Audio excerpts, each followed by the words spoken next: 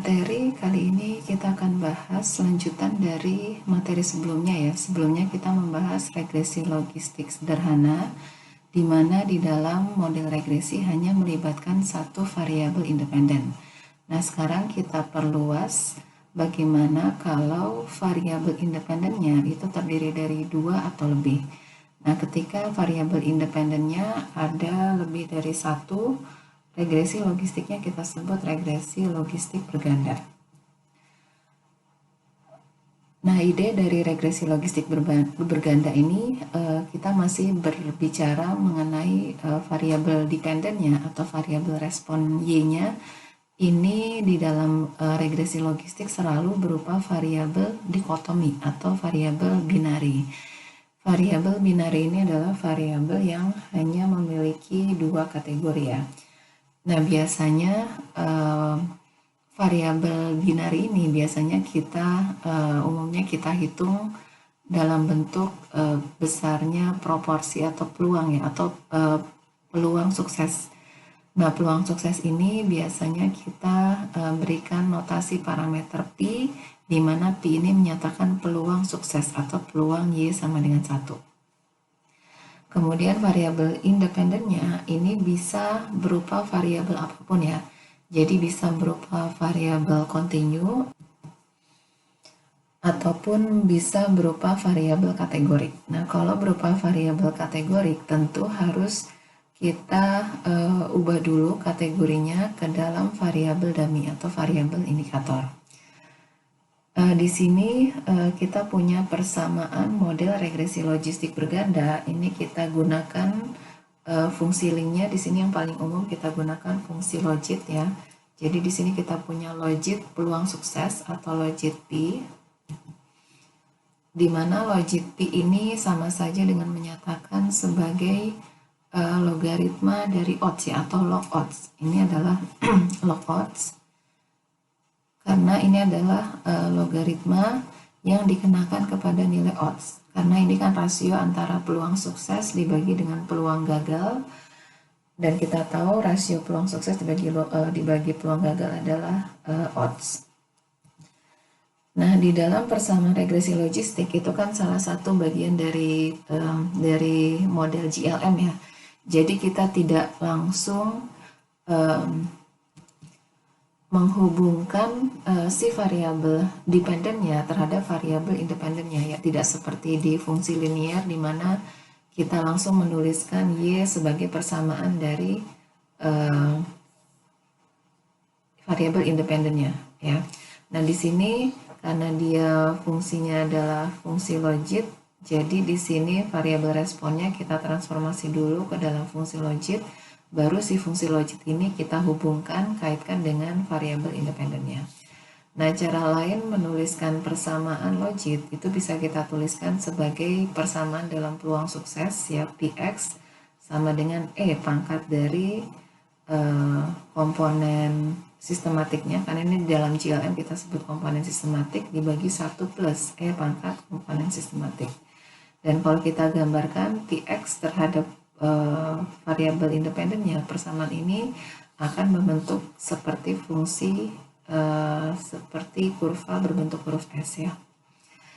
Nah, di dalam persamaan logistik berganda, beta I ini memiliki interpretasi yang sama, cuman pengaruhnya dia bersifat parsial ya, karena pengaruh terhadap si variabel dependen itu kan tidak hanya berasal dari satu variabel X, tapi dari beberapa variabel independen. Makanya untuk suatu variabel independen Xi, besarnya parameter itu adalah menyatakan efek parsial.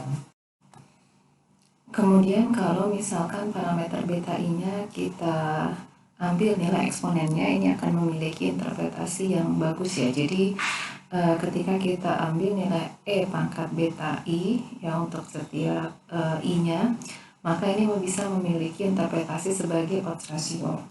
Kebetulan catatan yang saya berikan di slide, jadi interpretasi dari E pangkat beta I sebagai odds ratio di sini bisa kita interpretasikan sebagai kenaikan odds ketika variabel X-nya itu kita naikkan 1 unit. Jadi ini spesifik interpretasi untuk X-nya itu berupa variabel kontinu ya.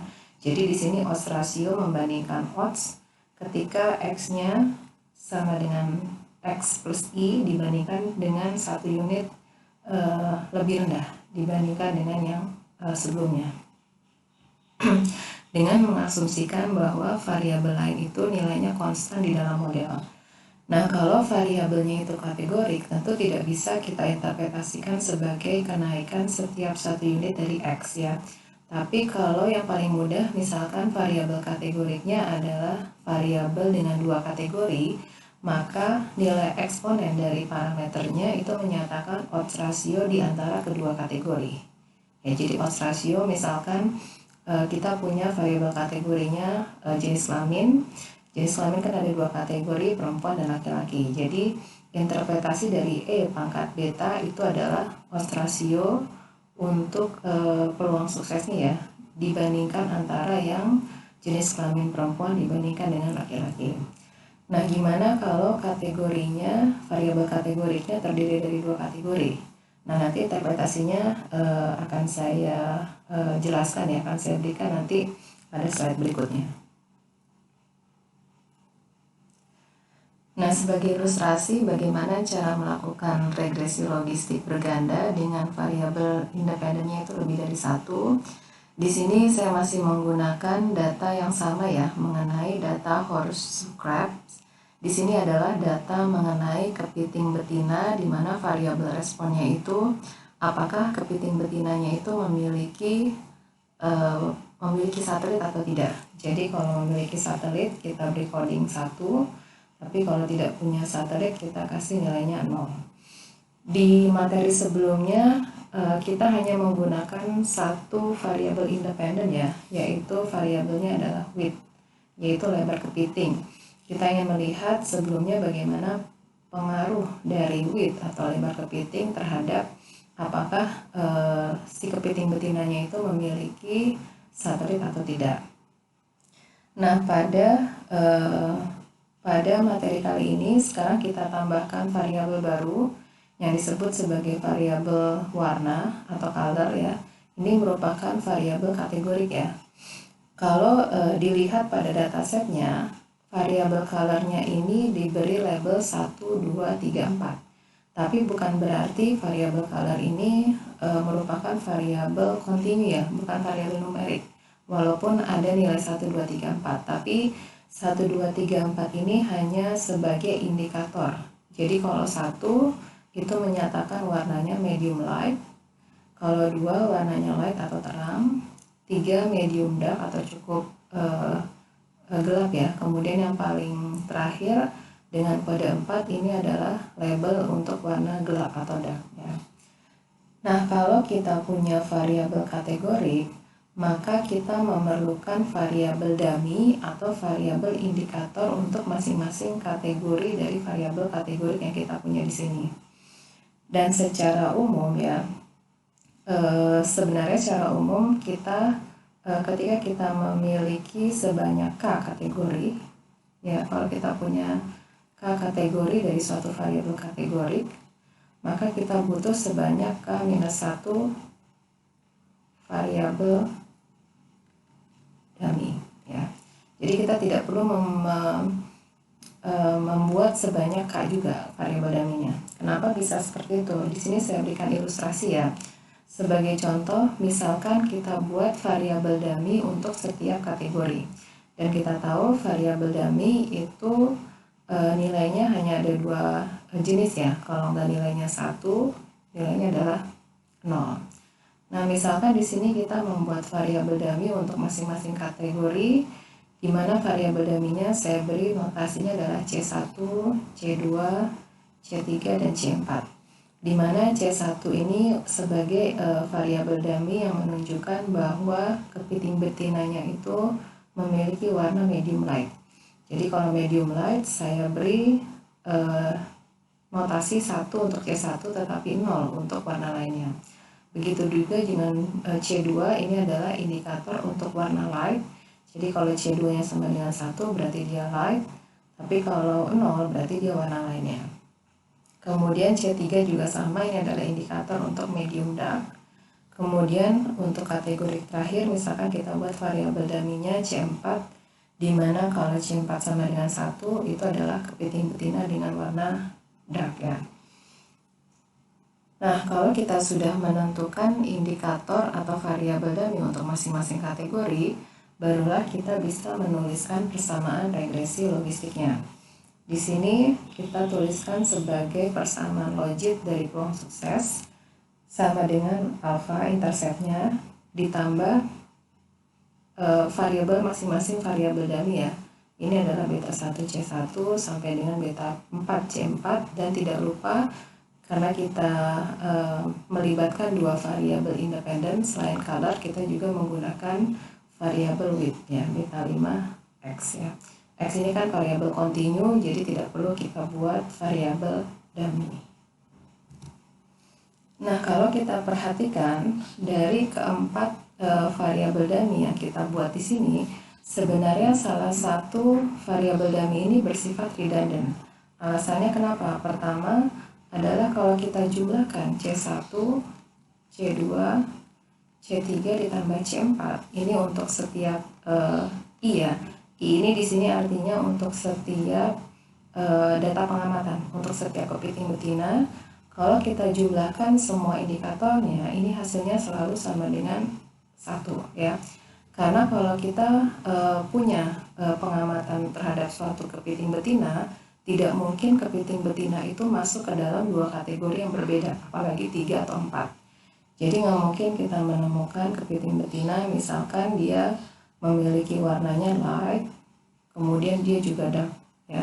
Jadi kan kalau dijumlahkan berarti bukan lagi 1 tapi 4, dan itu kan tidak mungkin terjadi karena kepiting betina pasti hanya masuk ke salah satu kategori di antara 4 kategori ini. Jadi di sini bersifat redundant.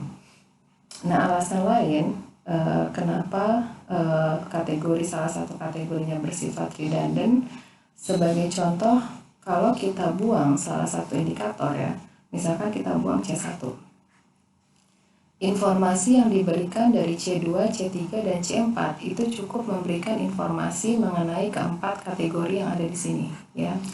Kalau C2-nya 1 berarti kita tahu dia adalah light. Kalau C3-nya sama dengan 1 berarti dia medium dark.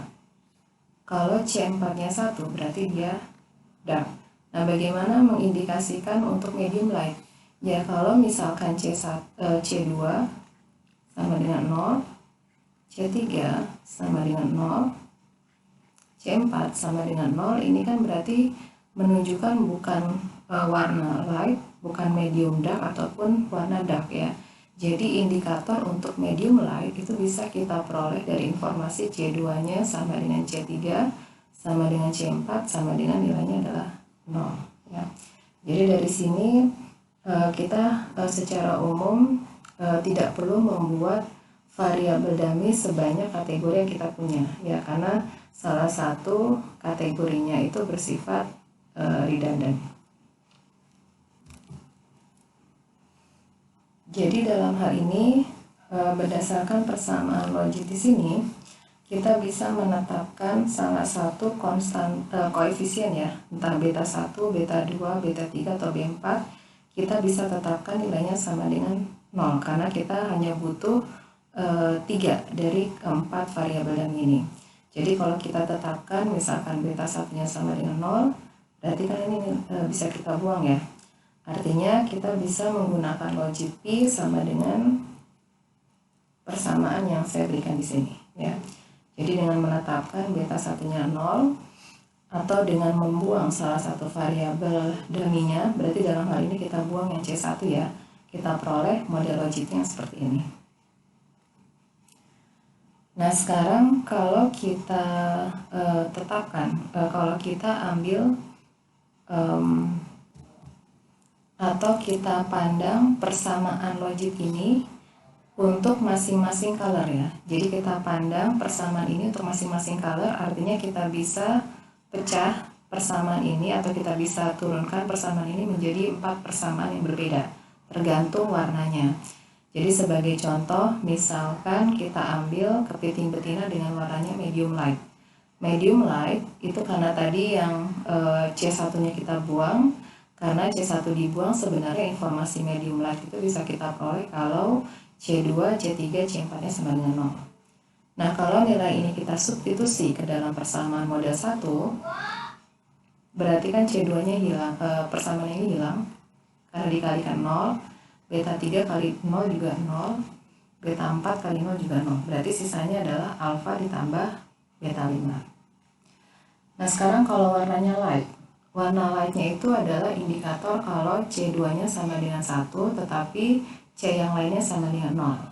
Berarti kalau nilai ini kita substitusi ke persamaan model 1, berarti kita punya alfa ditambah beta 2, C2-nya 1 berarti jadi beta 2. Kemudian karena C3, C4-nya 0 berarti ini juga 0 ya. Ini 0 ditambah beta 5X.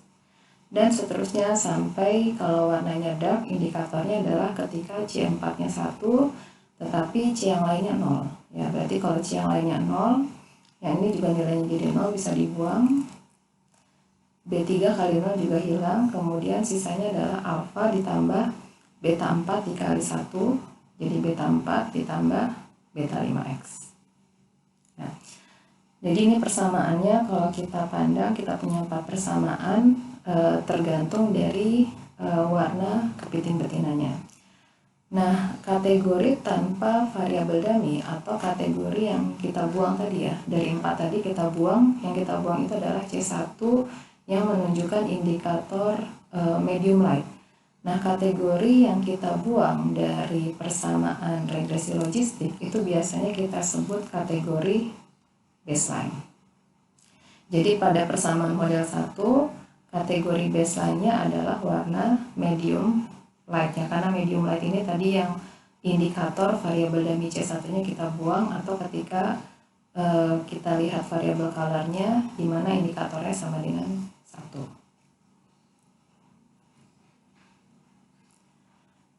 Nah, dari persamaan model 1 tadi, kalau kita ambil nilai odds-nya, atau dengan kata lain kita ambil nilai eksponensial dari persamaan logit tadi ya. Kan kita punya persamaan logit P sama dengan alfa ditambah beta 1, C1 dan seterusnya.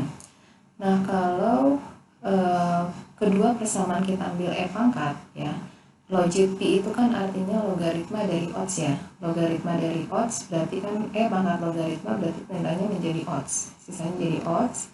Kemudian yang ruas kanan juga kalau ruas kiri kita ambil E pangkat berarti ini juga harus E pangkat ya. Berarti kalau kita mau menghitung odds-nya, odds dari peluang sukses dibagi peluang gagal, berarti ini adalah E pangkat dari variabel independennya di sini. Sekali lagi, kalau kita melihat persamaan ini untuk setiap color, setiap warna, tinggal kita substitusikan saja ya sesuai dengan indikatornya. Seperti misalkan warna dark ya, warna dark indikatornya adalah C4-nya 1 tapi C2, C3-nya 0. Jadi kalau kita substitusi ke dalam persamaan odds ini, berarti C2-nya 0 dikali beta 2 0, C3 0 dikali B3 0, C4-nya 1 dikali beta 4, berarti sisanya adalah E pangkat alfa ditambah beta 4 ditambah beta 5X. Nah, kenapa kita ambil persamaannya dalam bentuk odds? Karena kalau sudah kita buat ke dalam odds, itu akan lebih memudahkan kita untuk menginterpretasikan dari hasil estimasi koefisien regresi pada model logistik ya. Nah, sebagai contoh, misalkan kita ambil kepiting betina untuk lebar yang sama ya. Kemudian kita hitung bagaimana rasio antara odds warnanya itu light, berarti ini yang indikatornya C2-nya 1 ya, dibagi dengan odds warna medium light. Kita tahu pembagian antara dua odds ini kan sama dengan odds rasio ya. Jadi ini adalah odds memiliki satelit untuk kepiting berwarna light dibagi dengan odds memiliki satelit untuk kepiting berwarna medium light. tinggal kita substitusi saja ya dari persamaan yang ada di atas ini. Odds warna light berarti kan persamaannya ini ya, persamaan ini E pangkat alfa ditambah beta 2 ditambah beta 5x dibagi dengan odds warna medium light. Medium light itu berarti yang ini kan ya, E pangkat alfa ditambah beta 5x. Nah, dari persamaan ini kita punya komponen yang sama, yaitu alfa ditambah beta 5x. Berarti ini bisa kita buang ya. Ini kita buang, berarti sisanya adalah E pangkat beta 2. Nah, dengan cara yang sama ya, kita bisa menghitung odds ratio atau rasio antara odds untuk warna medium dark dengan medium light ya. Jadi kalau kita hitung odds antara warna medium dibagi dengan odds medium dark ya, odds medium dark dibagi dengan odds medium light, kita dapatkan odds rasio dan hasilnya adalah E pangkat beta 3. Kemudian kita juga bisa menghitung rasio antara odds untuk berwarna dark dibagi dengan odds berwarna medium light, dan perbandingan ini kita sebut sebagai odds ratio dan nilainya adalah E pangkat beta 4. Nah, dari semua nilai odds ratio yang dihitung di sini semuanya selalu dibandingkan dengan kategori baseline ya. Tadi yang menjadi kategori baseline kan adalah warna medium light, di mana medium light tadi kan yang kategorinya kita buang ya. Jadi dari odds ratio yang ini kita bandingkan dengan medium light. Kemudian yang E pangkat beta 3 juga adalah perbandingan dengan warna medium light. Kemudian E pangkat beta 4 juga ini adalah perbandingan dengan warna medium light. Jadi secara umum kita bisa menginterpretasikan E pangkat beta I untuk setiap I-nya itu adalah sebagai odds ratio antara kategori yang ingin kita bandingkan dengan selalu perbandingannya itu selalu dengan kategori baseline ya. Dalam hal ini kategori baseline-nya adalah medium light. Jadi ini dengan catatan bahwa kita membandingkannya untuk kepiting dengan width-nya yang sama ya. Jadi sekali lagi E pangkat beta I di sini adalah odds ratio, di mana ini adalah perbandingan antara suatu kategori dengan kategori baseline dengan mengontrol pada variabel width-nya yang sama. Nah, dari sini bisa kita lihat bahwa pengaruh warna itu tidak bergantung pada lebar kepiting. Maksudnya apa di sini? Jadi untuk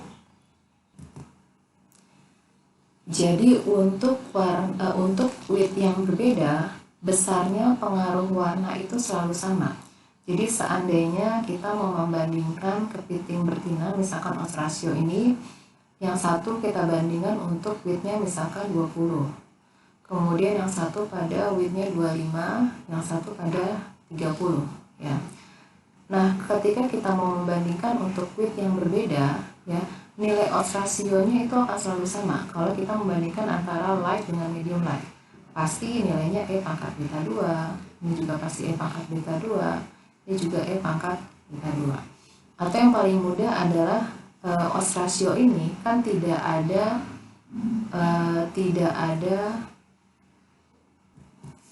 nilai parameter dari width-nya ya, tidak ada beta 5. Beta 5 itu kan yang menunjukkan parameter yang berkaitan dengan width. Atau yang paling mudah, E pangkat beta 2 ini kan nilainya konstan ya. Jadi untuk sembarang besaran atau nilai width berapapun, itu nilai odds ratio selalu E pangkat beta 2. Begitu juga kalau kita mau membandingkan warna medium dark dengan medium light, yang ini nilainya selalu konstan sebesar E pangkat beta 3 untuk nilai width yang berapapun. Jadi makanya di sini besarnya pengaruh warna itu tidak bergantung pada variabel width. Nah, sebaliknya sekarang kita ganti, kita mau membandingkan odds untuk width yang berbeda ya, tetapi dengan asumsi bahwa kepiting betinanya memiliki warna yang sama. Jadi untuk kepiting dengan warna yang sama, tetapi width-nya katakanlah berbeda, yang satu X1, yang satu X2, kita bandingkan odds-nya, berarti ini kan karena perbandingan dua odds, kita sebut juga sebagai odds ratio. Kemudian kalau kita substitusikan nilai odds yang di persamaan sebelumnya ya, kita tinggal substitusi, di mana kita ganti karena weight-nya sekarang X-nya sama dengan X1, berarti kita ganti jadi X1. Kemudian odds untuk weight 2, weight X2, kita ganti X-nya menjadi X2. Nah, karena persamaan yang di atas sama di bawah ini memiliki parameter yang sama, berarti ini kan bisa kita buang ya. Berarti sisanya E pangkat beta 5 dikali X1 dikurang X2. Nah, sama seperti sebelumnya, di sini kita bisa lihat bahwa width itu, pengaruh width atau pengaruh lebar itu memiliki efek yang sama untuk semua warna. Jadi kita mau membandingkan warnanya, misalkan warna yang terang atau light, ya, kemudian kita bandingkan dengan yang dark, ya. Ini pasti besaran odds rasio selalu konstan sebesar E pangkat beta 5 dikali X1 dikurangi X2 ya. Nah, karena pengaruh width itu tidak bergantung pada warna dan sebaliknya pengaruh warna tidak bergantung pada width, maka model 1 kita asumsikan tidak ada interaksi, tidak ada pengaruh interaksi antara kedua variabel ya. Lalu yang ada pengaruh interaksi itu yang seperti apa? Ya berarti kebalikannya. Kalau misalkan pengaruh width itu bergantung pada warna dan sebaliknya. Kalau pengaruh warna itu bergantung pada width itu, maka kita katakan modelnya ada interaksi ya. Nanti kita akan lihat model yang ada interaksinya itu seperti apa. Nanti akan saya berikan pada slide berikutnya. Nah, di sini kita coba langsung demokan ya bagaimana melakukan regresi logistik berganda dengan menggunakan software R ya. Nah, kalau diperhatikan dari dataset yang saya berikan, data mengenai horseshoe crabs, di dalam kolom variabel color ya, untuk color kebetulan variabel colornya itu codingannya dia tidak 1, 2, 3, 4 tapi 2, 3, 4, 5, dimana 2 itu adalah medium light, 3 light, 4 medium dark, 5 dark ya.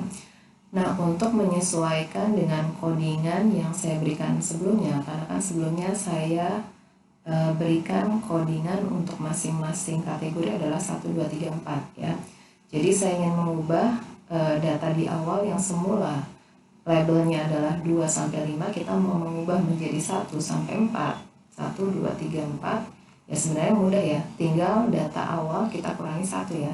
Kalau 2 kurang 1 kita dapat 1, 3 kurang 1 jadi 2 dan seterusnya. Jadi makanya kenapa di persamaan atau di kode R di sini saya berikan perintah crabs color dikurangi 1 karena saya mau membuat supaya labelnya itu antara 1 sampai 4. Kemudian di sini saya berikan perintah S factor untuk meminta R supaya variabel colornya ini diperlakukan sebagai variabel kategorik ya. Jadi kalau tidak dilakukan sebagai kategorik nanti akan dianggap variabel colornya ini sebagai variabel kontinu ya. Jadi kalau kita pakai faktor, R akan mengidentifikasi sebagai variabel kategorik dan secara tidak langsung ketika kita masukkan ke dalam perintah GLM, otomatis colornya ini nanti akan dibuatkan variabel dummy-nya ya. Jadi makanya penting ketika kita punya variabel kategorik ya, tetapi kategoriknya ini masih berupa labelnya angka, kita buat dulu ya, kita beritahu R untuk memandangnya sebagai variabel kategorik. Kemudian di sini kalau kita keluarkan hasil estimasi parameternya, kita dapatkan intercept ini adalah alpha topi, color 2 ini adalah beta 2 topi ya. Ini adalah beta 3 topi, ini beta 4 topi, ini adalah beta. Jadi kalau kita tuliskan dalam persamaan logit, berarti ini adalah hasil estimasi modelnya ya. Jadi interceptnya kan ini pembulatan ya, jadi minus 11,39, besarnya pengaruh dari C2 ini adalah 0,07 dan seterusnya sampai ini adalah nilai beta topinya, pengaruh dari width sebesar 0,468. Nah, sebagai contoh, di sini saya coba ilustrasikan bagaimana menghitung peluang. Ya, peluang di sini adalah peluang memiliki satelit ya. Misalkan kita punya pengamatannya itu adalah kepiting betina dengan warna medium light. Sekali lagi medium light itu kalau semua indikatornya 0. Ya, karena ini adalah kategori baseline. Kemudian misalkan lebar kepitingnya adalah 25 cm. Indikator ini dan lebarnya tinggal kita substitusikan ke dalam persamaan dari pi topi ya.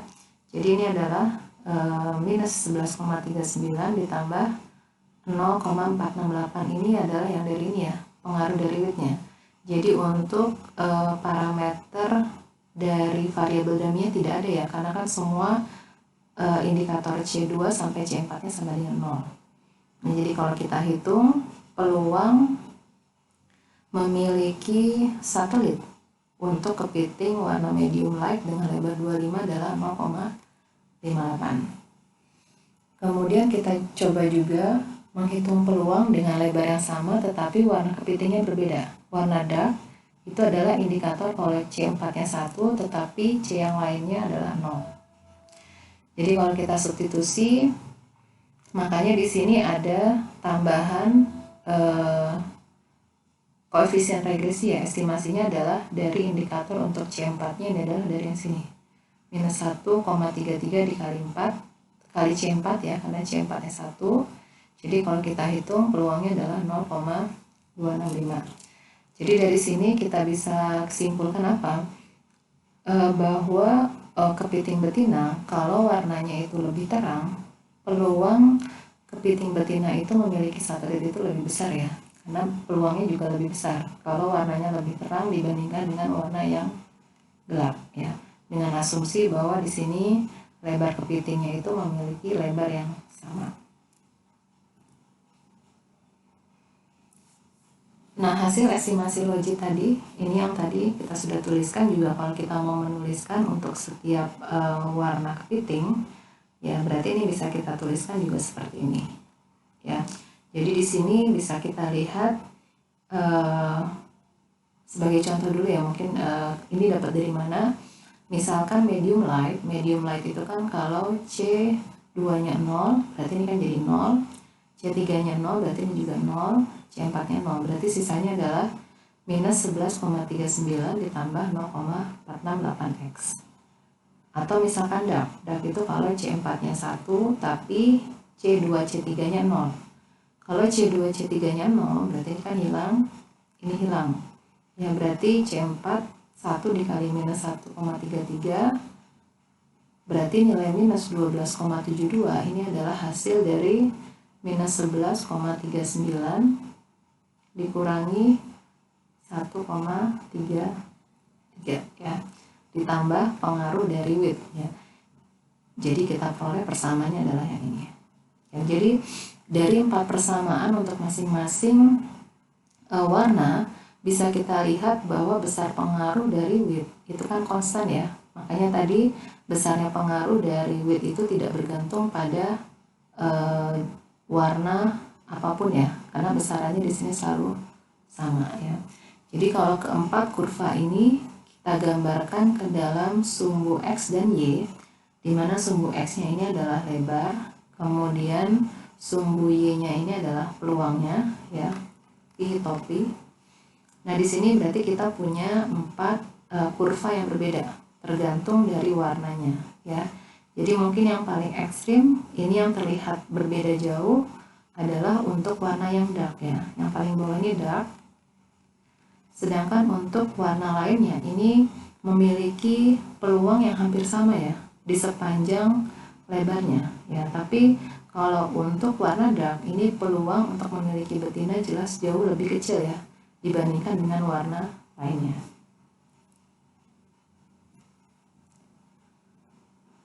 Kemudian dari output R juga kita bisa mengeluarkan output yang berkaitan dengan statistika inferensial ya. Jadi kita ingin melihat apakah parameternya itu signifikan atau tidak ya.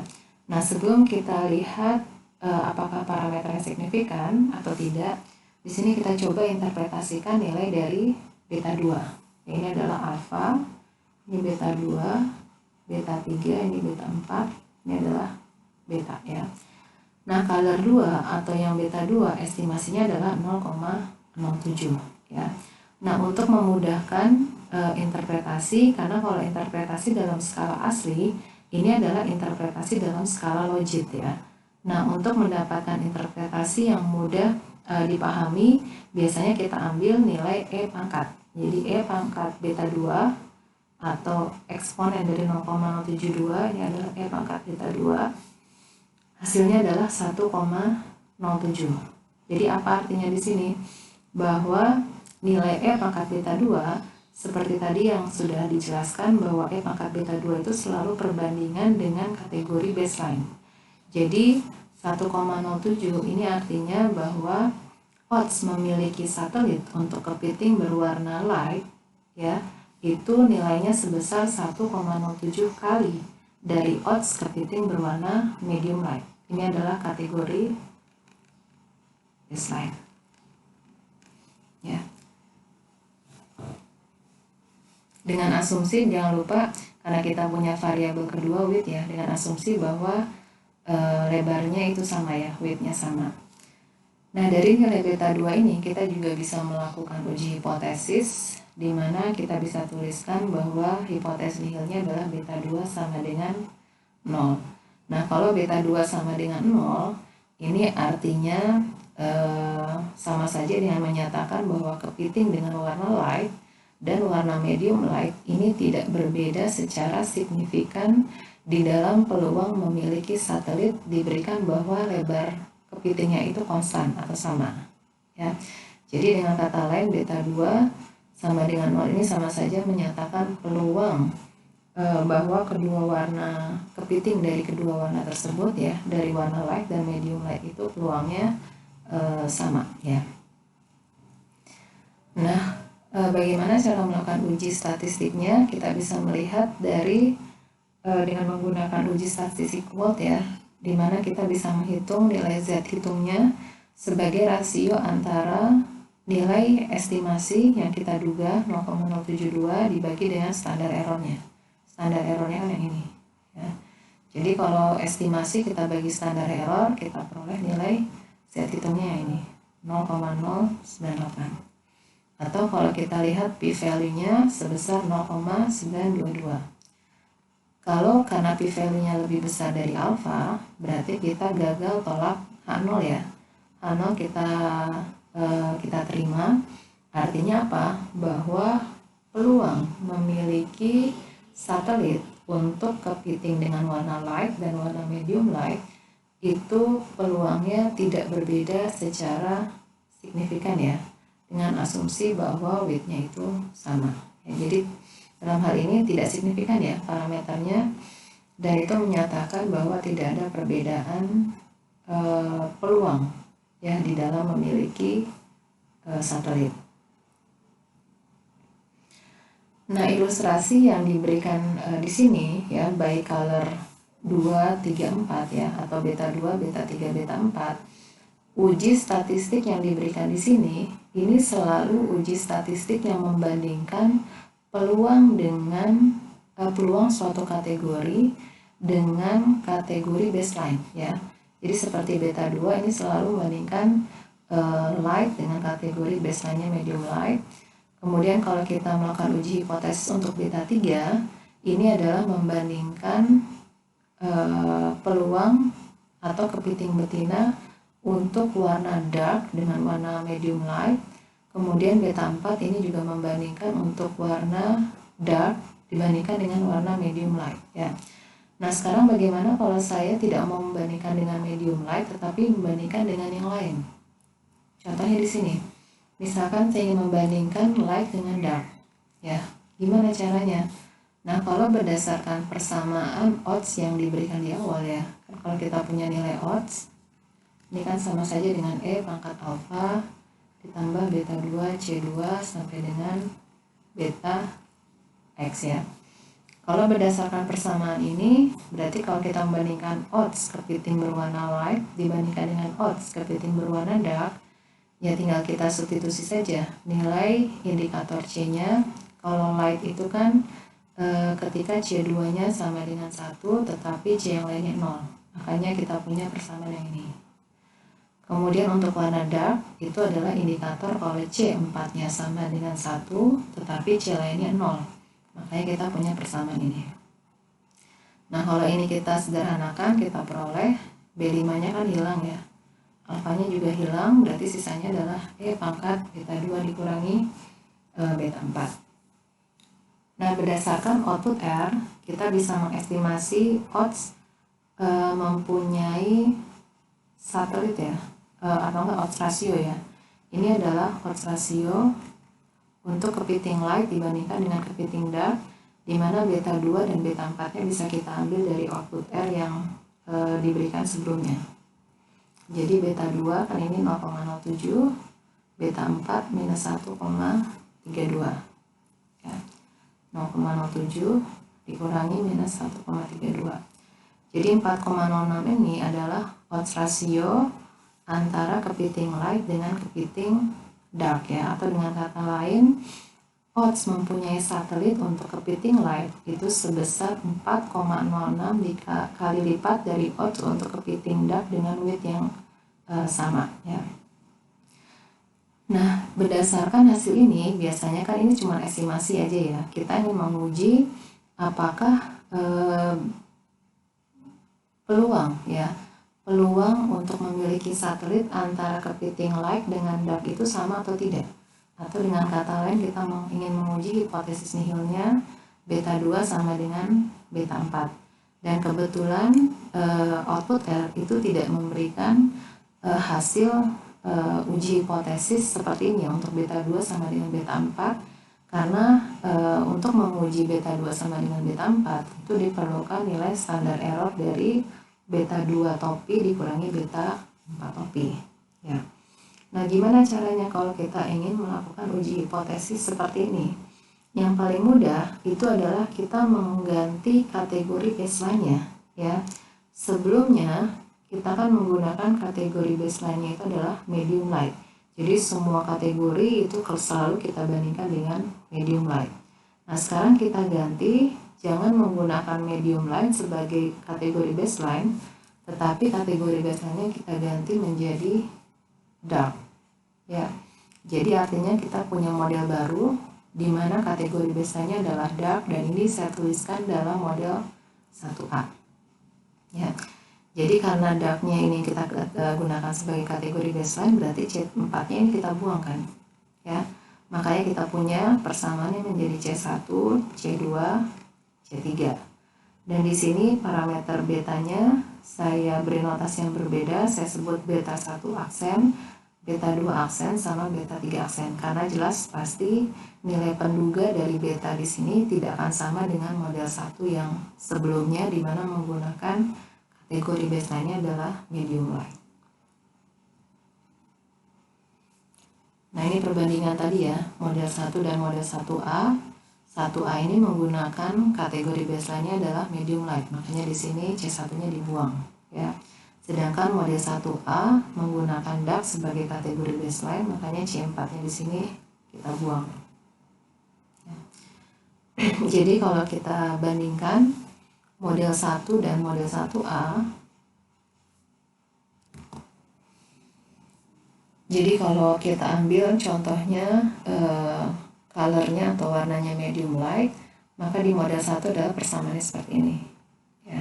Jadi alpha ditambah beta X, tapi kalau kita melihat medium light sebagai model 1A, berarti kan C1-nya sama dengan 1 ya.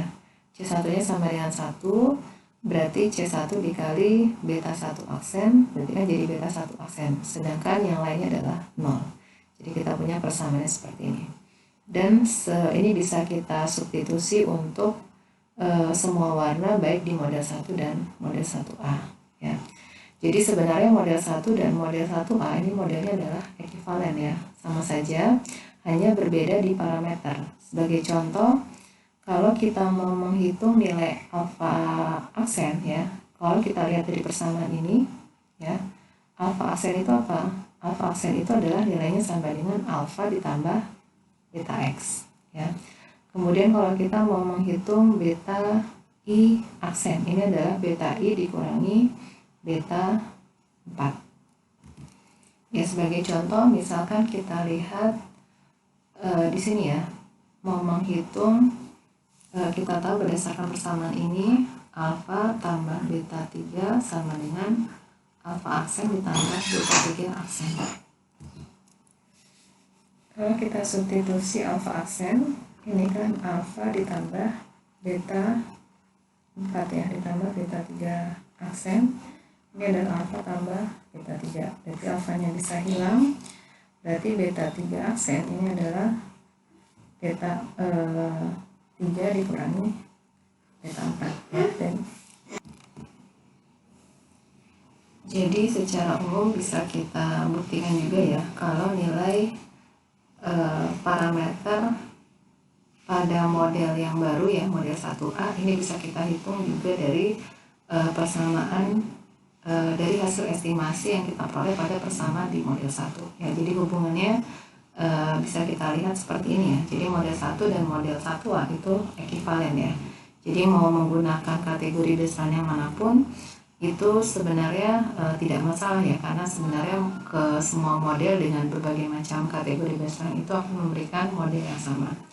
Jadi menguji apakah B2 sama dengan B4, atau dengan kata lain menguji apakah peluang sukses di antara kedua kategori. Di sini kan kita melihat peluang suksesnya adalah peluang memiliki satelit ya, untuk kepiting berwarna light terang dan berwarna darknya ini sama atau tidak di model 1 ya, dimana tidak ada outputnya. Itu bisa kita uji berdasarkan output yang ada di model 1A ya, dimana kita uji statistika uji Watt-nya, kita lihat dari yang persamaan dari estimasi parameter untuk B2 aksen. Jadi kalau kita mau mengubah kategori baseline-nya dulu ya, karena kalau kita menggunakan persamaan dari model 1, defaultnya R itu selalu menggunakan kategori baseline-nya dengan kategori di urutan awal ya, makanya defaultnya di model sebelumnya kategori baseline-nya adalah kategori dengan kodenya adalah 1. Nah, gimana kalau kita mau mengubah kategori baseline-nya adalah 4? Di sini kita bisa pakai perintah fungsi level ya, relevel. Kemudian argumennya adalah faktor mana atau variabel mana yang mau kita ganti kategori baseline-nya, dalam hal ini adalah color. Kemudian kita spesifikasi ref itu adalah referensi, di mana di sini kita spesifikasi kategori baseline ya. Jadi referensi ini menyatakan kategori baseline-nya itu untuk kategori yang mana. Karena kita mau menggunakan dark ini sebagai kategori baseline, berarti kita tuliskan sama dengan 4, karena 4 ini adalah label untuk kategori dark ya. Jadi setelah kita relevel, baru kita bisa melakukan pemodelan dengan GLM ya. Kita gunakan peta GLM, kita akan dapatkan output yang berbeda, karena sekarang outputnya itu berdasarkan kategori baseline colornya adalah dark ya. Jadi di sini kelihatan, karena kita punya ini adalah A aksen ya, alpha aksen, kemudian ini adalah beta 1 aksen, ini adalah beta 2 aksen, ini adalah beta 3 aksen, kemudian adalah beta. Yang untuk width ini jelas tidak ada perubahan ya. Yang berubah hanyalah dari estimasi parameter untuk color ya. Jadi kalau kita mau menguji atau sekali lagi di sini kita peroleh beta 2 aksennya adalah 1,4. Ini sama dengan menghitung selisih antara parameter beta 2 dan beta 4 berdasarkan model 1, di mana kategori baseline-nya adalah medium light. Jadi hasilnya sama ya. Kemudian kalau kita ingin menguji apakah ada perbedaan peluang untuk light sama dark ya, di sini kita uji beta 2 aksen pada model 1A ya, di mana p-value-nya itu adalah yang ini ya, 106 ya. Karena nilainya lebih kecil dari 0,05, berarti kita tolak H0. Tolak H0 artinya ada perbedaan peluang ya. Ada perbedaan peluang secara signifikan antara kepiting berwarna light dengan berwarna dark ya, dengan asumsi bahwa kepitingnya memiliki width yang sama. Ya. kemudian berikutnya di sini saya akan menjelaskan bagaimana melakukan komparasi model ya, atau perbandingan model. Jadi idenya adalah karena kita menggunakan banyak variabel independen di dalam variabel logistik, kita ingin menguji apakah dengan menambahkan variabel independen ke dalam model itu membuat modelnya lebih baik atau tidak. Ya, jadi di sini idenya kita ingin membandingkan model, dan salah satu pendekatan untuk membandingkan model kita bisa menggunakan metode likelihood ratio test atau biasa kita singkat LRT.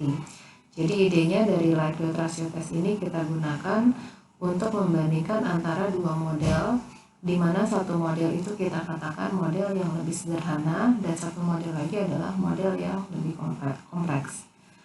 Yang paling mudah dipahami model sederhana itu adalah model yang parameternya lebih sedikit dibandingkan model kompleks. Jadi model kompleks ini parameternya lebih banyak ya.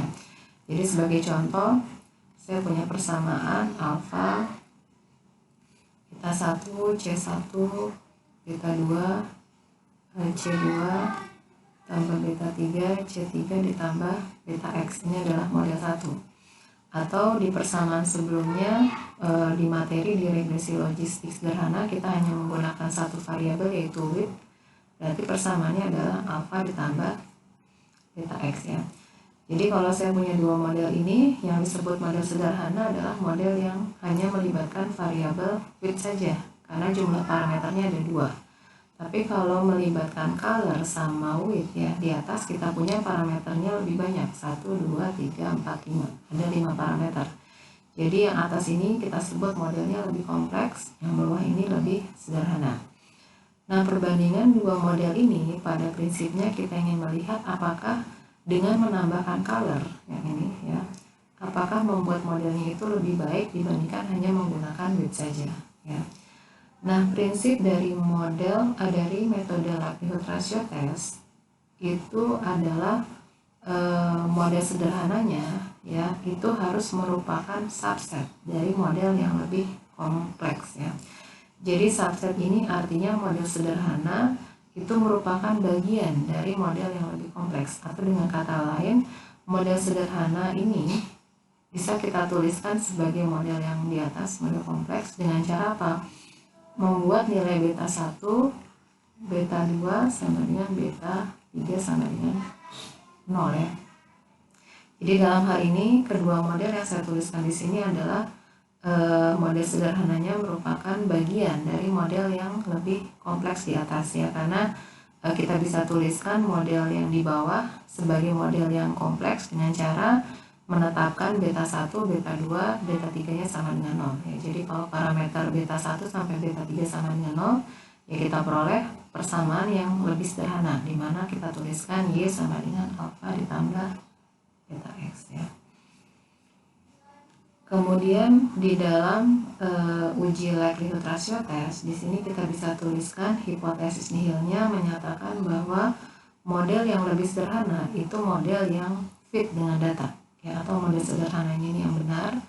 Kemudian kita bandingkan dengan H1 di mana menyatakan bahwa model yang lebih kompleks ini adalah model yang fit dengan data, atau model yang lebih kompleks ini yang benar.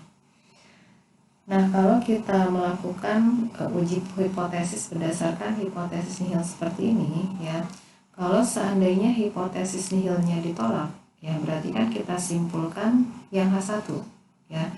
Artinya model sederhana tidak fit dengan data jika dibandingkan dengan model yang lebih kompleks ya. Jadi kalau kita tolakkan 0 berarti kita simpulkan bahwa model yang lebih kompleks itu model yang fit dengan data. Tapi kalau kita gagal menolakkan 0, ya artinya kita simpulkan yang di H0. Artinya model yang lebih sederhana itu sama fitnya dengan model yang lebih kompleks ya. Jadi kalau sama fitnya, buat apa kita modelkan dengan yang lebih kompleks ya? Karena lebih kompleks itu kan jauh lebih tidak efisien ya. Pertama juga karena lebih banyak parameter yang kita estimasi. Dan kedua, model yang lebih kompleks juga dari segi interpretasinya juga jauh lebih kompleks ya. Jadi ketika kita gagal menolakkan nol, ya tentu yang kita simpulkan adalah model yang lebih sederhana itu yang lebih baik ya, yang sebaiknya kita gunakan. Nah, di dalam melakukan uji likelihood ratio test, kita bisa melihat statistik likelihood ratio-nya itu sebagai selisih dari dua maksimum log likelihood ya. Jadi L0-nya ini menyatakan maksimum log likelihood untuk model yang sederhana, yang model di bawah hipotesis nihil, sedangkan L1 ini adalah maksimum log likelihood untuk model yang lebih kompleks ya. Jadi kita lihat selisihnya. Kemudian kenapa dikalikan minus 2? Karena secara statistik kalau dikalikan minus 2 nanti statistik likelihood ratio test ini akan berdistribusi chi-square. Jadi kita kalikan minus 2. Nah, secara umum nilai dari maksimum log likelihood di bawah hipotesis nihil ya atau L0 itu selalu lebih kecil sama dengan L1 ya. Jadi nilai maksimum log likelihood untuk model yang lebih kompleks ini tentu akan selalu lebih besar dibandingkan dengan model yang lebih sederhana. Nah, di bawah asumsi kalau hipotesis nihilnya benar atau model yang lebih sederhana itu yang lebih fit dengan data, maka bisa kita lihat, kita harapkan pasti nilai L0-nya ini akan kurang lebih sama dengan L1 ya. Jadi kita lihat kalau selisih antara L0 dan L1-nya itu jauh lebih besar, ya berarti kan itu menjadi bukti bahwa kita semakin besar kemungkinan untuk menolak H0 ya. Tapi kalau selisihnya sangat kecil atau bahkan mendekati 0, ya berarti asumsi bahwa hipotesis nihilnya atau bahwa model sederhananya itu kita katakan lebih fit dengan data, karena kita dukung H0-nya ketika nilai selisih dari L0 dan L1-nya itu sangat kecil ya. Nah, ketika kita ambil sampelnya besar, maka nilai statistik likelihood ratio-nya ini akan berdistribusi chi-square, di mana DF ini degree of freedom ya, atau derajat kebebasannya itu adalah selisih dari banyaknya parameter di antara kedua model, yaitu model yang sederhana dan model yang lebih kompleks. Nah, kalau kita menggunakan R, kebetulan output R itu tidak memberikan output dari nilai maksimum log likelihood.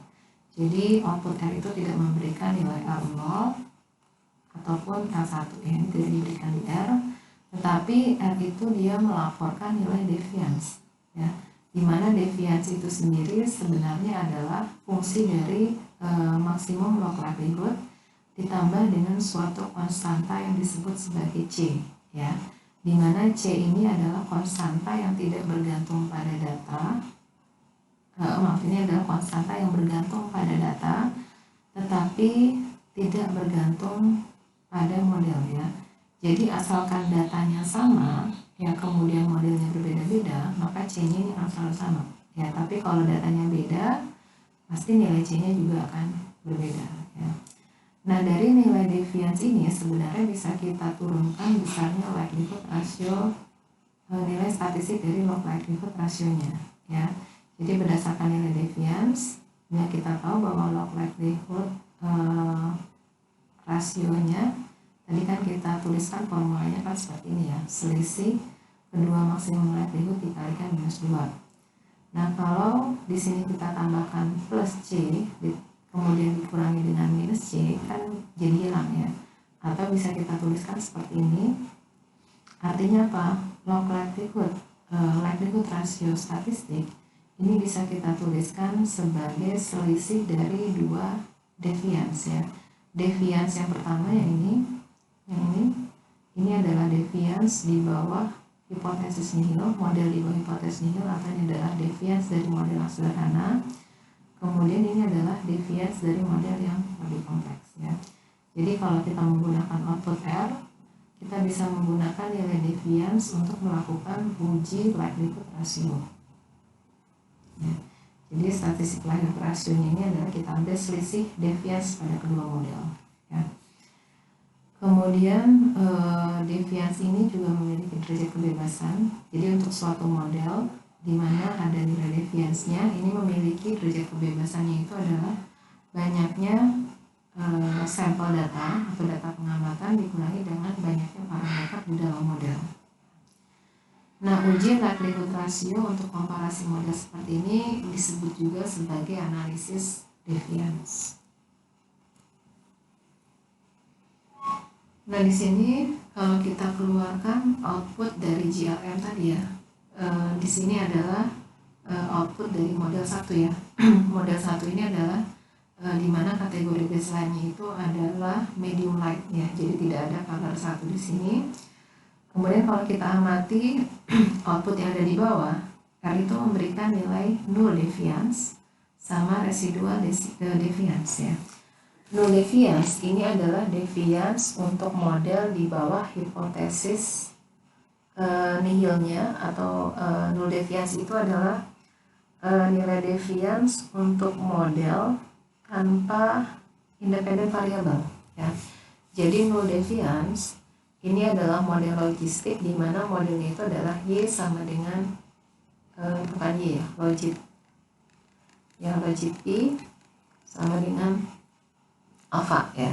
Jadi null deviance ini adalah model tanpa menggunakan independen variabel apapun ya, jadi dia hanya meregresikan terhadap intercept atau alpha ya. Jadi besarnya adalah 225,76 dengan derajat kebebasannya 172. Ini 172 dari mana? Karena total data untuk data horseshoe crab ini ada 173 ya. Derajat kebebasannya adalah banyaknya sampel data dikurangi banyaknya parameter. Parameternya ada 1, makanya 173 kurangi 1 kita dapat 172. Nah, kemudian ada residual deviance. Ini adalah deviance dari model yang kita gunakan ya, kita bentuk di sini. Itu model di sini. Dimana ini adalah modelnya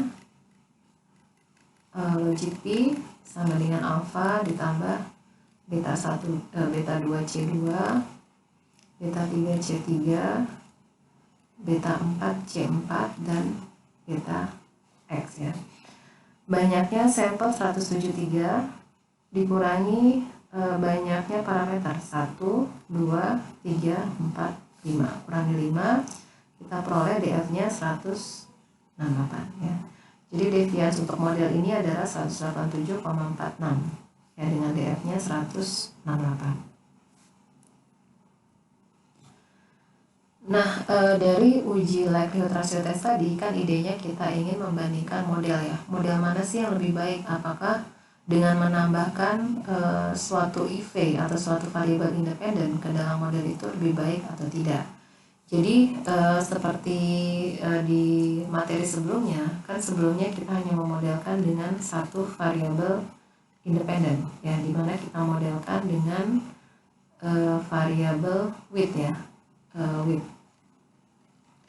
Kemudian di materi sekarang yang kita bahas, kita menambahkan satu variabel selain width, kita modelkan juga dengan color ya.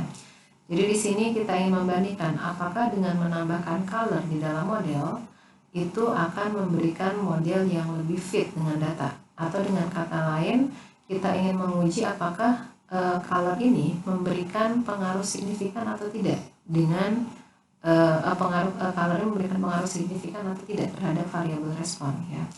Jadi dengan kata lain di awal kita punya model yang sederhana, itu adalah model dengan satu IV yaitu width. Model sederhana kita tuliskan di dalam hipotesis nihil. Kemudian model yang kompleks kita tuliskan di hipotesis alternatif, di mana kita masukkan variabel dummy dari variabel color ya. Nah, hipotesis nihil seperti ini itu juga sebenarnya ekuivalen ya, ekuivalen dengan menuliskan seperti ini ya. Karena model yang lebih kompleks, model yang lebih sederhana ini ya, yang di bawah hipotesis nihil ini kan bisa kita tuliskan sebagai hipotesis alternatif, di mana beta 2, beta 3, beta 4-nya sama dengan 0 ya. Jadi dengan kata lain di sini kita ingin menguji apakah ada pengaruh signifikan dari color atau tidak ya.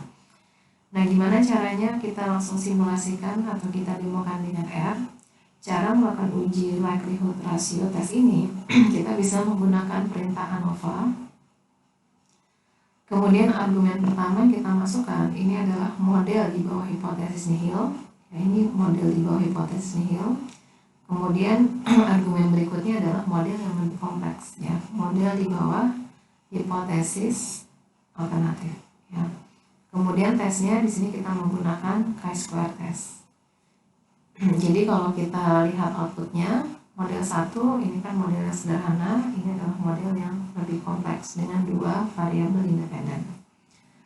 Nah, output pada kolom pertama ini adalah residual DF. Residual DF itu adalah degree of freedom, ya.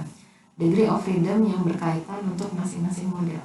171 ini adalah degree of freedom atau DF dari deviance untuk model 1, 198 adalah derajat kebebasan untuk deviance pada model kedua. Kemudian kita juga punya kolom kedua, ini adalah nilai deviance, ya, deviance yang berkaitan berasosiasi dengan masing-masing model. Kemudian kita punya kolom DF, ini adalah DF dari uji likelihood ratio testnya tadi, ya, di mana DF-nya itu kita hitung sebagai selisih antara DF kedua model. 171 dikurangi 168 kita peroleh 3. Kemudian kolom berikutnya, deviance ini adalah nilai dari statistik likelihood ratio-nya. Jadi ini adalah selisih kedua deviance. 194,45 deviance model pertama dikurangi dengan deviance model kedua, kita peroleh 6,99 yang ini. Ya, DF-nya tadi 3.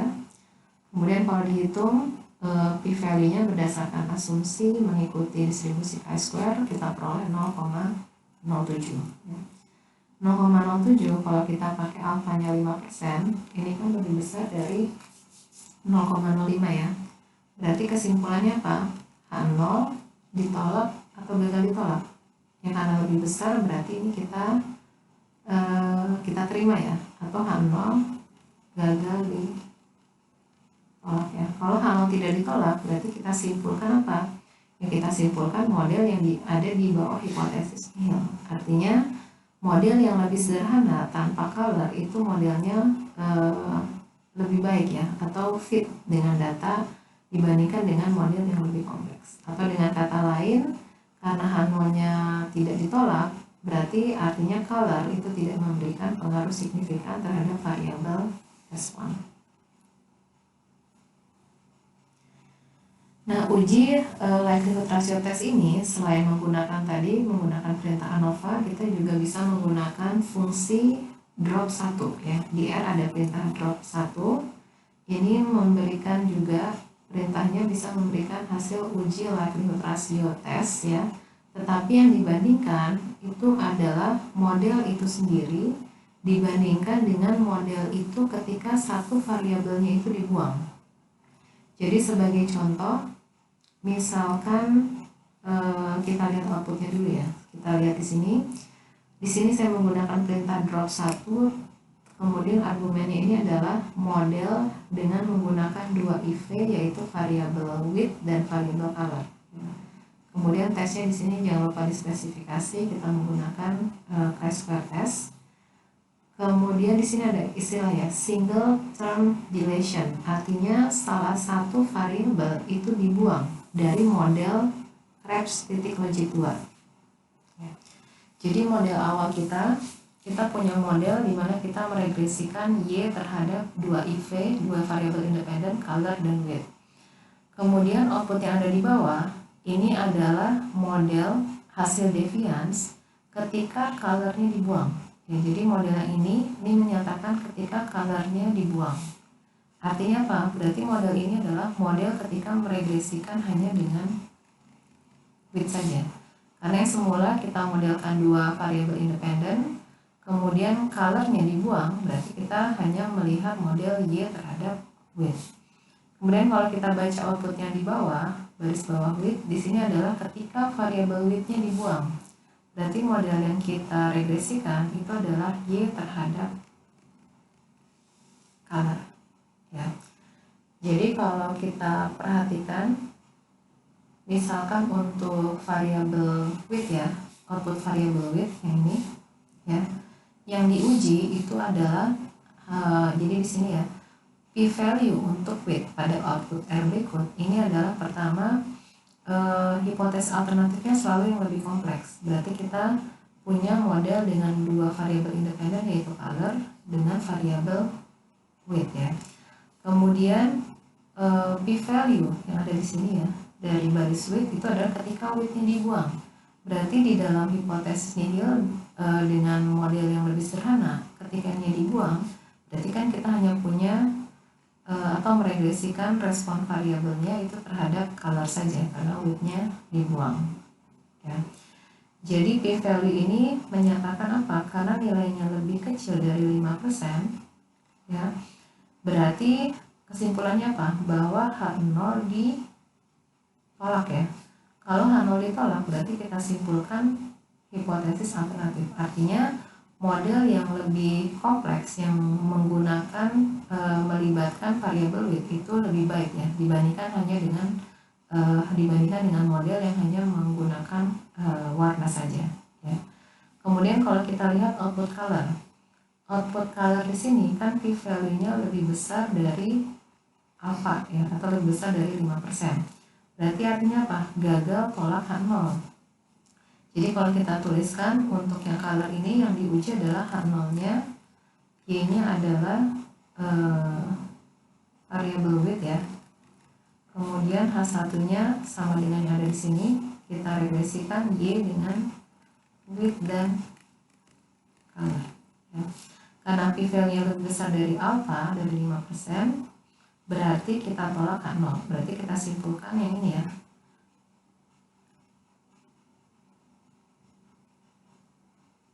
Maaf ya, bukan karena lebih besar ya. Kalau lebih besar kan berarti kita tidak tolak H0 ya. Kita tidak tolak H0, berarti kita simpulkan yang di H0 saja ya. Jadi kita simpulkan yang di sini artinya bahwa dengan membuang color itu tidak membuat modelnya lebih baik ya dibandingkan dengan hanya width saja. Berarti berdasarkan output ini kita bisa menyimpulkan bahwa model yang hanya menggunakan width saja, lebar saja itu memberikan model yang fit dengan data. Ya. Jadi sekali lagi di sini ketika alpha ini nilai p-value-nya lebih besar dari 5% berarti kita tidak tolak H0 ya, berarti kita simpulkan yang ini. Ya. Sedangkan kalau untuk output yang width berarti kita melakukan uji hipotesis yang saya tuliskan di sini. Karena p-value-nya lebih kecil dari alpha, berarti kita simpulkan model yang lebih kompleks yang melibatkan width di sini.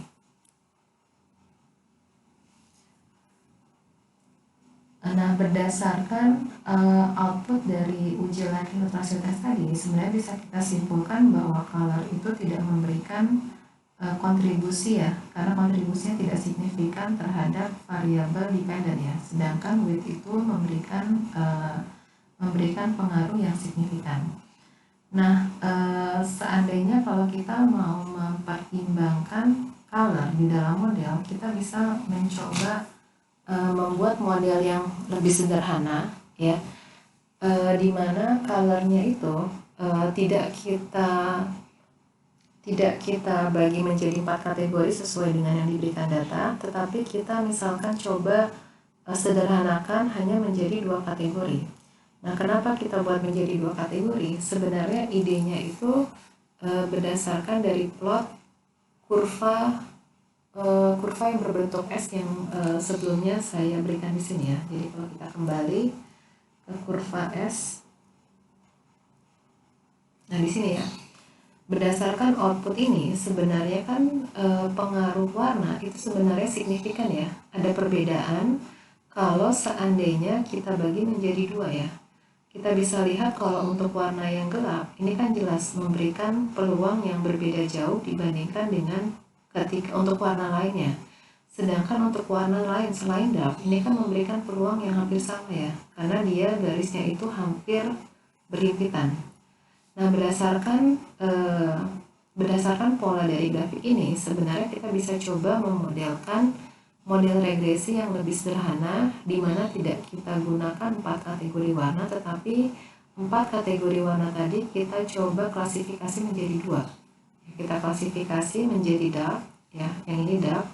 Kemudian kategori yang kedua kita gabungkan 4 warna ini, kita sebut misalkan menjadi non dark ya.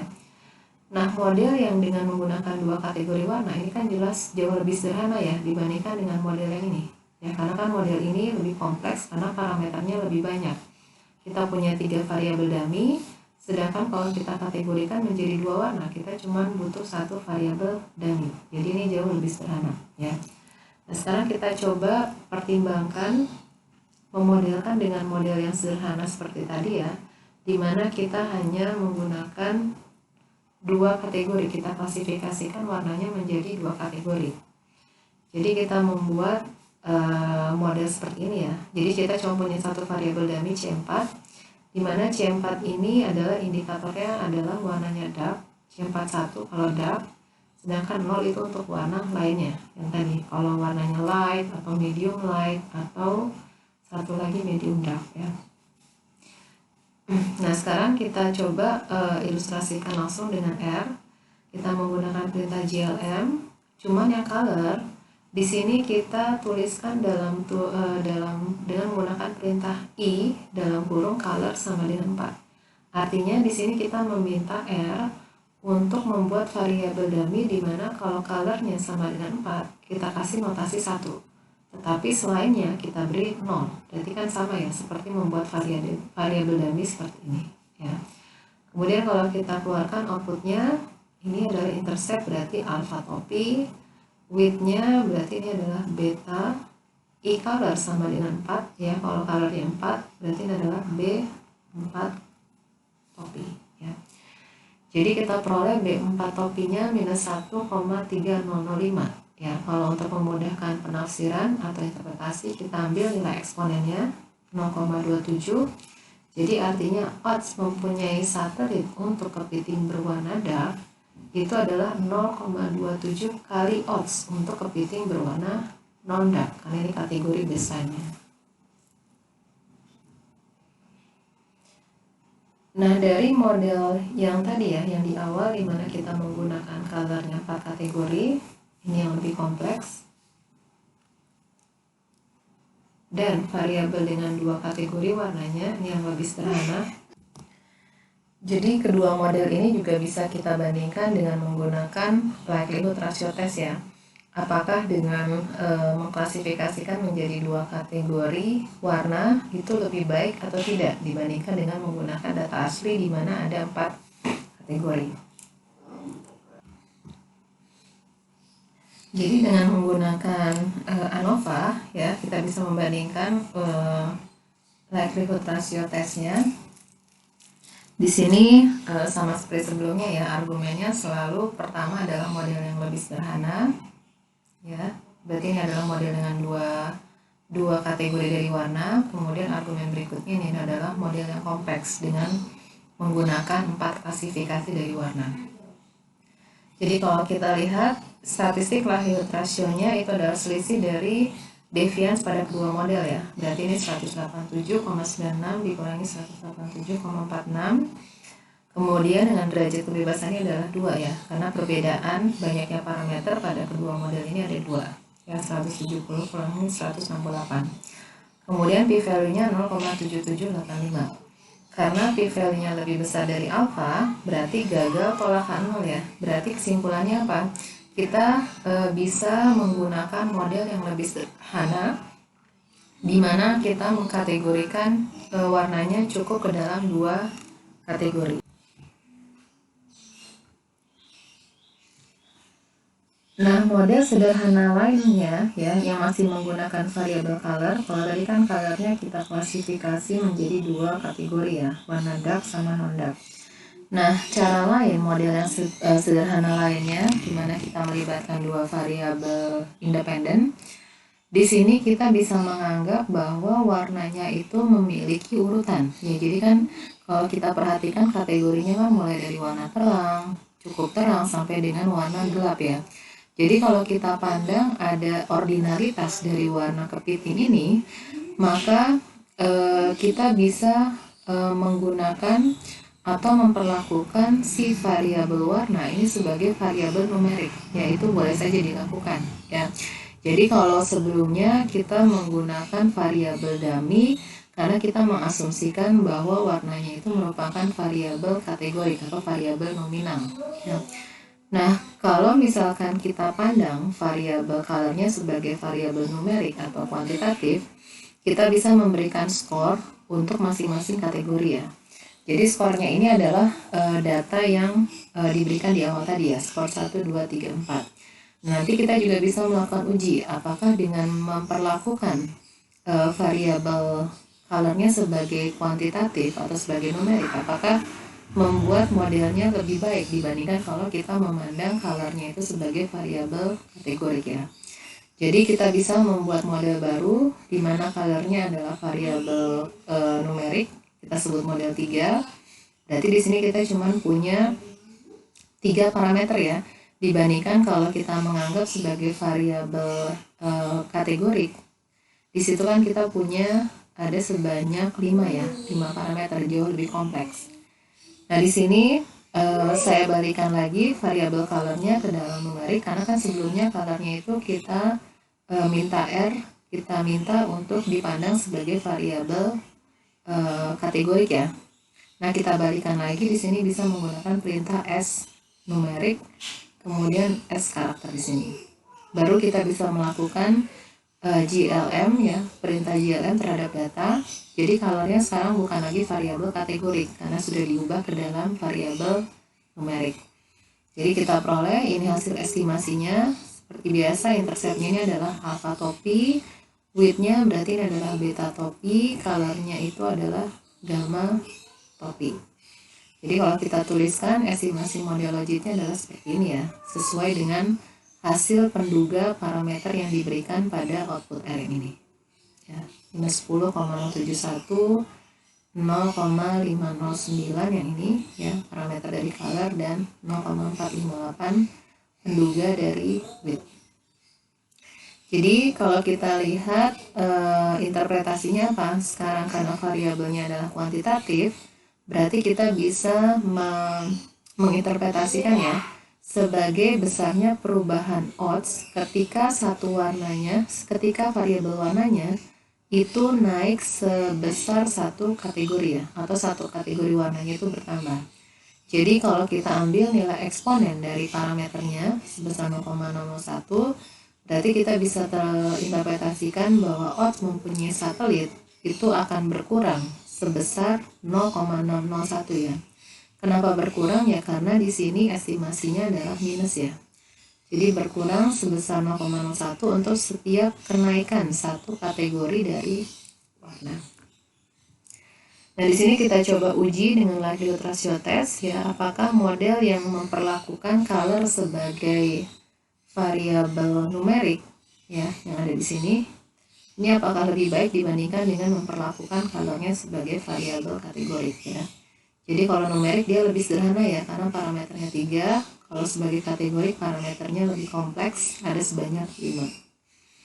Jadi dengan menggunakan ANOVA, kita bisa hitung statistik likelihood ratio-nya sebagai selisih deviasi dari kedua model yang ini. Diperoleh hasilnya 1,6641 ya. Kemudian kalau kita lihat p-value 0,4351, berarti ini kan lebih besar dari alpha ya. Artinya apa? Model yang lebih simpel itu lebih baik karena kita gagal tolakan 0, berarti kita simpulkan yang di sini. Jadi model ini yang bisa kita katakan sama fitnya dibandingkan dengan model yang lebih kompleksnya. Kalau kedua-duanya sama fit ya kita pilih yang menggunakan model yang lebih sederhana. Oke, nah sekarang kita masuk ke model dengan interaksi ya. Sebelumnya kan kita memandang persamaan regresinya tanpa ada interaksi. Nah, apa itu interaksi? Interaksi itu dalam bahasa sederhananya tadi ya, besarnya pengaruh suatu variabel itu bergantung pada variabel yang lain. Ya contohnya tadi, kalau misalkan besarnya pengaruh width itu bergantung pada warna dari kepiting, itu kita katakan ada interaksi. Nah, di matematika, interaksi itu biasanya kita nyatakan sebagai kali-kalian. Ya, jadi kalau kita punya dua variabel independen di dalam model tanpa interaksi itu kan yang ini ya. kita lihat alfa, beta 2, beta 3, beta 4, sampai beta X. Ini adalah model tanpa interaksi. Nah, kalau ada interaksi, kita tahu bahwa secara matematika interaksi itu hanya merupakan hasil kali-kalian.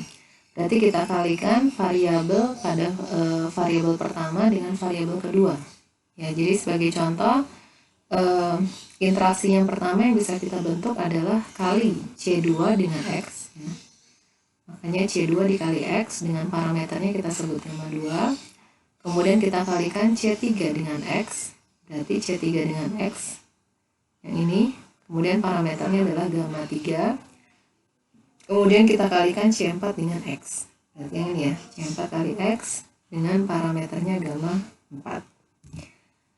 Nah, kalau persamaan ini kita turunkan ya, atau kita kita tuliskan berdasarkan warna masing-masing kepiting ya, berdasarkan warna atau color dari width. Di sini kita bisa tuliskan kalau warna kepitingnya adalah medium light. Medium light itu kan kalau semua variabel indikatornya 0 ya. Berarti kalau ini variabel indikatornya 0, bagian komponen ini kan hilang. Ini juga hilang karena dikalikan 0. Begitu juga dengan interaksi, karena semua interaksi mengandung variabel indikator. Berarti ini juga hilang.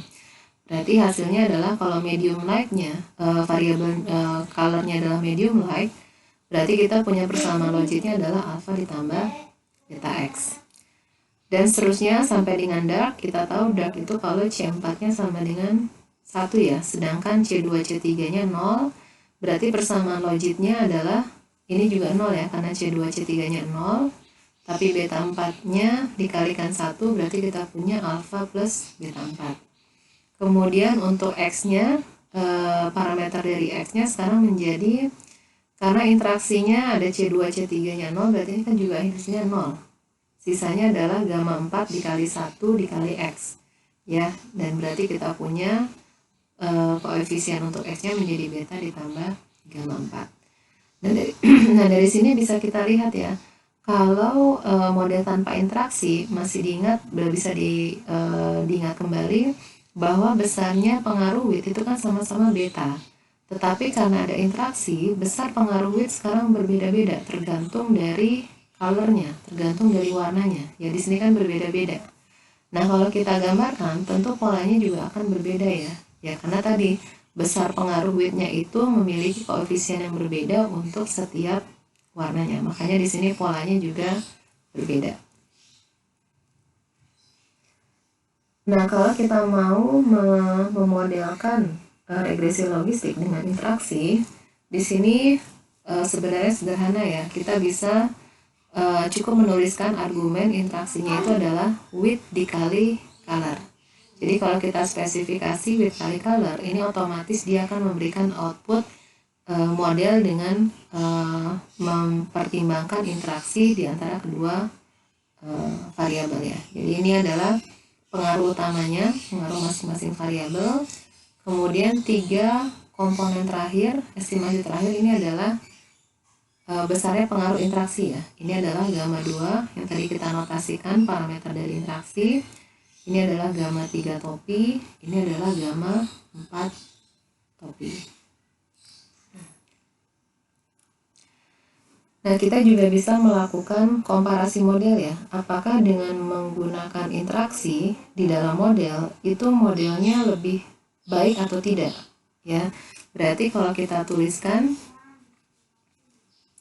hipotesis nihil, ini selalu model yang lebih sederhana. Berarti model tanpa interaksi.